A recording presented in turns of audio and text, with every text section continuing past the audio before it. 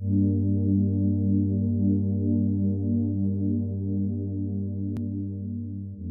Michael, and I'm from Connecticut.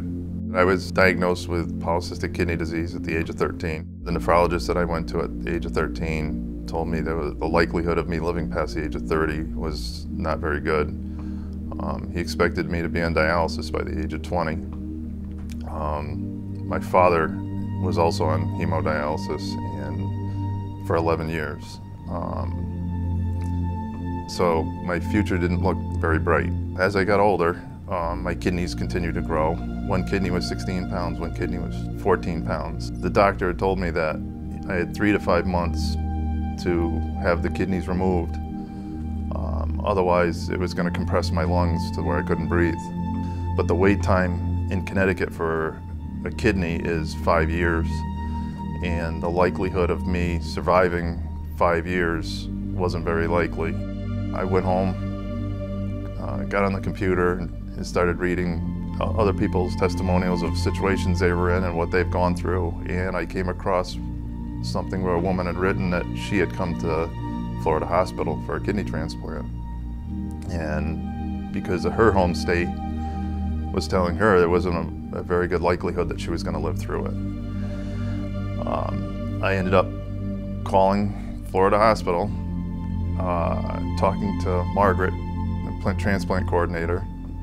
When I told her my situation, she was very confident in me coming down and getting an evaluation, and the possibility of me getting a transplant was very highly likely, and me having a double nephrectomy, having my kidneys removed and a transplant, was very highly likely that I could have that done here.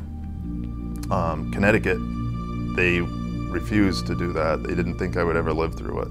And I flew down, went through my evaluation, and I sat down with Dr. Bobby. And Dr. Bobby told me that he could do it.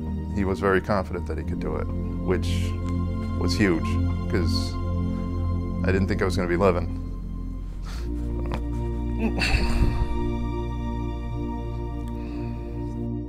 We have amongst the lowest waiting times in the country on the national wait list, really for all the transplant organs that we transplant. So a perfect example of this is Mr. Kimlingen. He was facing a wait time of at least 5 years in his home state of Connecticut. And for him, that was untenable with what his needs were for his everyday family life. Dr. Robbie told me to return to Connecticut and spend some time with my family, and that everything is approved. And when the paperwork was all done, everything was ready to go, I could come back down and they would have me on the list for a transplant. And just like Dr. Bobby had said, I received a phone call. If I wanted to get to the hospital as quickly as possible, they had a kidney match for me. And I drove to the hospital, got here, and just prior to me going in for surgery, I asked Dr. Chin if I was going to live through it. And he said, of course you're going to survive it. He had 100% confidence.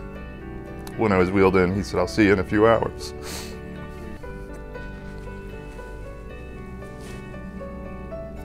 One thing that stands out is, the extreme amount of discomfort he had been in. He had a number of cyst ruptures, which can be quite painful.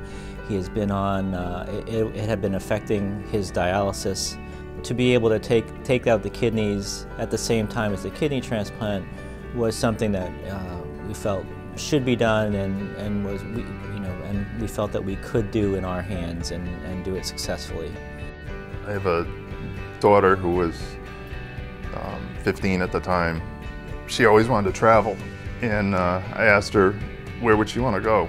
She said, I've always wanted to go to California. So I promised her, once I get my transplant, we'll go to California.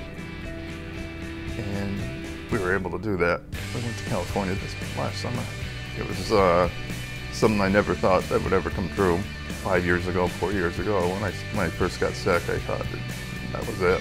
And couldn't ask for a better trip. It was a lot of fun. If I was to give a word of advice to anybody that was in this situation like mine, where they were needing a transplant, I would highly advise somebody to contact Florida Hospital Transplant Institute. The people here were outstanding, and it is like I have a family in Florida now.